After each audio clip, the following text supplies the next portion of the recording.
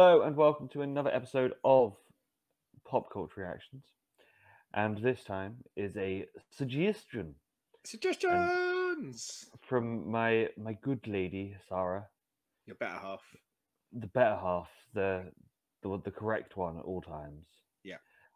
And her favourite drag queen, Joe Black, and the song Final Curtain. I, for one, was just ultimately pleased when you mentioned Joe Black and I found out that it wasn't Meet Joe Black the movie, one of the worst movies I've ever had to sit through. So, are you ready for the final curtain? Yeah, and a beautiful gramophone to start off with. And I'm doing that to cover up the fact that my mouse was on the wrong screen and I needed to get over to where the play button is. Let's do this. Let's go. We're in the middle of another fabulous day on WCNT 880 AM on the FM dial. I'm so happy to have you with me here and me with you. Whether you're at home, at work, at play, it doesn't matter because it's time for some good old-fashioned nihilism. We are absolutely doomed, we're sunk, we're finished and kaput. There's no more hope for all of us inside. So raise a drink for calamity, let's all bathe in depravity. We shall indulge ourselves as the ship goes down. Party like it's 1929. We dance among the flames one last time. With inbound devastation, disease, death, desiccation, we're going up in flames to this tune. I don't know if they're quite ready for this. Nothing really works out in the end. Never panning out as you intend. The only thing for certain as they drop that final curtain is that nothing really works out in the end. Great job, everybody. Let's hammer the point right in now. Nothing really works out in the end. And nothing really works out in the end. To wait that final misery, a last insult to injury, is nothing really works out in the end. Cities burn and fall into the embers. The hopes and dreams you held lay there dismembered. Bless the poison of this splendor, and in their arms so tender, in fever and ashes and bone. Furnace again. Nothing really works out in the end. Never panning out as you intend. The only thing for certain as they drop that final curtain is that nothing really works out in the end. Nothing really works out in the end. And nothing really works out in the end. To wait that final misery, a loss insult to injury, is nothing really works out in the end. So raise a glass as we all stand here burning. Our fates are sadly not at all for turning. As we fall into the schism, please tell my cats I miss them. Our bodies crumple as we sing this tune. Oh, together now. Nothing really works out in the end. Never panning out as you intend. The only thing for certain as they drop that final curtain is that nothing really works out in the end. Nothing really works out in the end. Nothing really works out in the end. To wait that final misery, a loss insult to injury, is nothing really works out in the end. As we sit on the precipice, solemnly watching the collapse of all we've come to know, we ask ourselves, did any of it truly matter? And as we shed our final tears, my parting advice to you all, as we sink beneath the tides of our undoing, is even though nothing really works out in the end, that doesn't matter. What matters is that we had a damn good time doing it. Can I get an amen? Now, let the music play.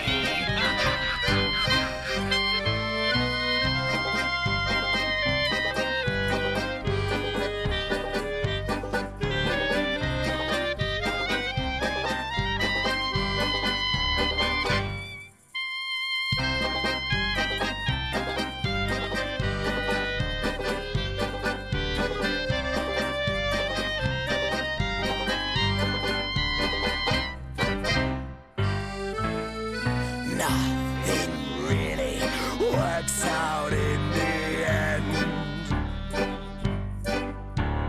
Never panning out as you intend. The only thing for certain, as they drop that final curtain, is that nothing really works out in the end. Nothing really works out in the end. And nothing really works out in the end. To wait that final misery, loss, insult to injury, is that nothing really works out in the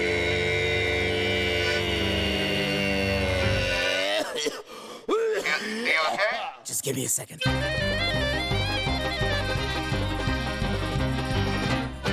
End.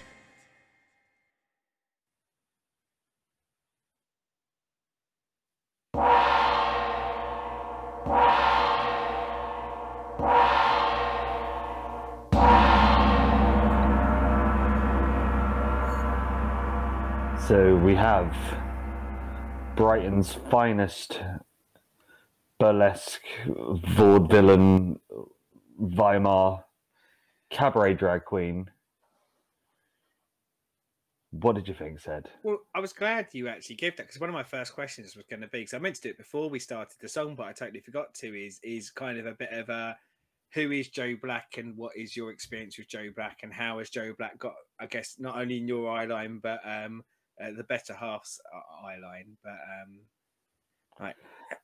So Joe Black was on the second season of RuPaul's Drag Race UK. Okay, yeah. Went home in the first week because it was far too clever and too oddbally even for Drag Race. Because Joe is very in that sort of late 20s, 30s German cabaret Weimar style, which obviously gets lost in modern eyes. You have to have a bit of culture about you to get the references to it. But we saw them when they did Norwich just after the end times. A couple of years ago. It was the first thing we went out and did after the end times, and just an amazing show. Very sort of cabaret, as I said, style, and just like them doing songs and stuff, and amazing show live. So there is a lot to like here, isn't there? But should I get the elephant in the room out the way first? Get the elephant out. That song is either 4 minutes too long, or if I'm being generous, 3 minutes too long. See, I think that this is one of those songs that recorded does seem its length a little bit at the back end, but see, he didn't have this out at the time, because this only came out last year, so it was obviously after a year after we'd seen them. Yeah. I could see this as a end of show song that goes for 10-15 minutes because you've had a few drinks at this point and you're kind of ready getting into it. I you're guess going with it. Yeah. Whether the recorded version needs the length, I can see what you're saying there, but as I said, as a live song, I can see this going on for a while and not getting old. I mean, with this, this is one of those songs that will definitely be more improved and more there in the live experience. Yeah, I can see that. I think you're right. I think if you're there at a show, and I joke about having a drink, but you're having a drink or you've had a few drinks, you kind of get into it. I think the length problem for me is that it is very repetitive at the length that it is. I know it does have the break where you have the bit where talking through the old school radio mic and things like that, but I don't know.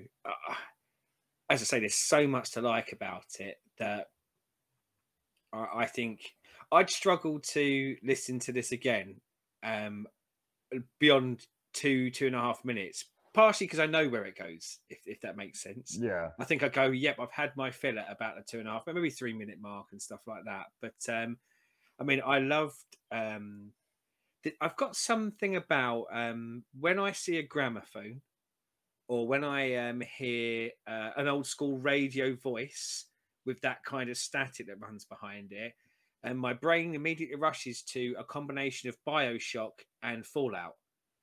And that's a good place for me. So, it kind of invokes that sort of stuff to me straight away. And then when we get into, now correct me if I'm wrong, because I may well be wrong, but certainly with the accordion, but was it a bassoon that he's playing with it as well? Good. Because I thought it was a bassoon, but then the ghost bassoon. Yeah. I love accordions. I love some of the wind bassoons being in there. And I think maybe I love them because they're not used as much anymore. But I was hearing that, and the band I really, really do love, Go Go Bordello, who use that style of music. I'm listening to that and I'm going, yeah, what I think I'd want to do is hear a couple of minutes of this, then go into their music a little bit more. But yes, certainly I absolutely love the fact that it was being used, and also vocally for the period it's there. I love that cabaret show tune style, but mixed in with the more talking Cockney East End dark movie, gangster movie kind of lilt to it as well. Yeah, it really worked for me. Yeah. It's a really good mix. And then adding the bit of anger and shouty in there as well, just to give it that even more little edge. Yeah. Yeah, no, really, really good. One quick thing, and how I love to deviate. I saw a ghost in that. I saw a ghost, but the sheet ghost, admittedly, kind of played up for larks with the big eyes and the bassoon and all that jazz. God knows how many years ago it was now, but I watched a movie called A Ghost Story, and it has no connection to this whatsoever, other than one of the major sort of parts of the movie is there is a person in a white sheet, like old school ghost style. And if anyone stayed this long, I implore you, if you've never watched a movie called A Ghost Story, watch it. It is an absolutely wonderful movie, but don't expect it to be anything like this. It's just when I see a white sheet now, I think of that movie. So yeah, I love this, and hopefully this year Joe will come back to Norwich, so I can take the better half to go see them again. So obviously, as I said, this is more obviously looking more at like a live show and stuff. It's not really a recording artist in the same way as most of the stuff that we do. Yeah. Would this enthrall you into going to a show of theirs? I think I've mentioned on other podcasts, I'm pretty much a hermit these days, so probably we know that. But if you weren't so, stuck in your house and I would say somewhere in between. This would encourage me enough to want to listen to more, and I think listening to more might encourage me to want to go. But yeah, there's nothing here that put me off of going. But yeah, I'm more intrigued to. I guess I'm more intrigued to find out whether other songs are like this, and I don't mean identical, but kind of have this sort of styling, because I think it could intrigue me enough to want to see a live performance. Because yeah, some acts are, I'm going to say much better live, but almost designed for live, aren't they? That live experience is it, rather than maybe sitting in your living room reading a book and having this on in the background. But yeah, I'd definitely listen to more Joe Black. That is wonderful. And so, as always, comments down there. Get your stuff on the spreadsheet. Like, subscribe, and ring the bell, and all the YouTube bits. And until next time, goodbye.